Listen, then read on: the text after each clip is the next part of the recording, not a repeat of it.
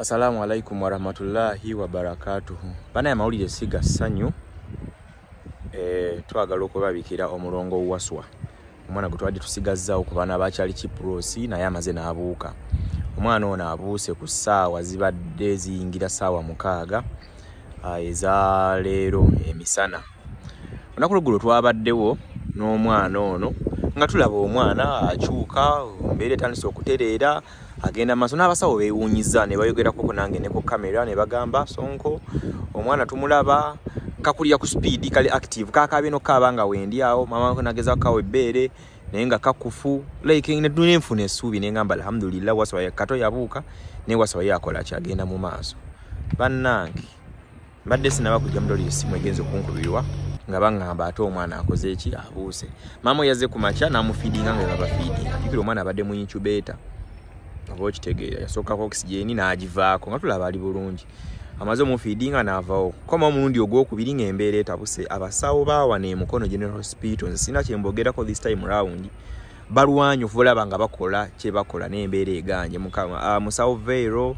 Veronica ono omukyalo omulala omuddugavu nyina basabala bali babiri mbadde basaba balinganga bana anti bakyuka mu shifts balwanyu fulaba nti bakola kye bagezaako okukola n'embeera ekoze eki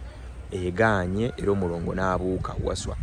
Maama we waali awo bambi bimusobedde tubale tumutenda bugumu naye kuluna amaanyi gamuwedde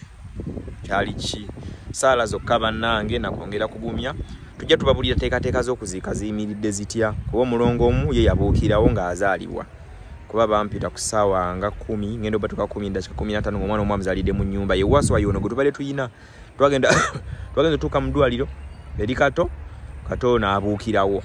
teyakaaba namuwadde wepyo n'abuukira ne bantu bamuziike hoyima saidi w'omuwala kuba taata w'abaana nti yadduka. Omwana ono omuntu alina emyaka giri 14 yamufunisa olubuto bagamba emyaka nga 35-37 eyo kati so nembeera munange bwetyo bweri yabanga mba updates ndazi n'abazigenda mu maaso naye kuluna amaanyi gampeddemu nnyo. It is my first time okufiirwa omwana mbadde nnyambye ku bawala ababiri abali under age nga bagenda ozzaala ono abadde wa 3 ekinjalo nkyabadde alina babadde abaana abalongoe naye aboono bonna babiri loss yenkoze nnene nnyo nga nze Sonko nnene nnyo okuba nti abaana bonna babiri tetukwasizzaamu naye nteekateeka za Katonda amanyi kyekiddako inshallah. Kale bannaye kyekyo ekiriwo kitalo nnyo kitalo ddala naye era sijja kulemererwa kwebaza mwenna abatukwasaganyirizaako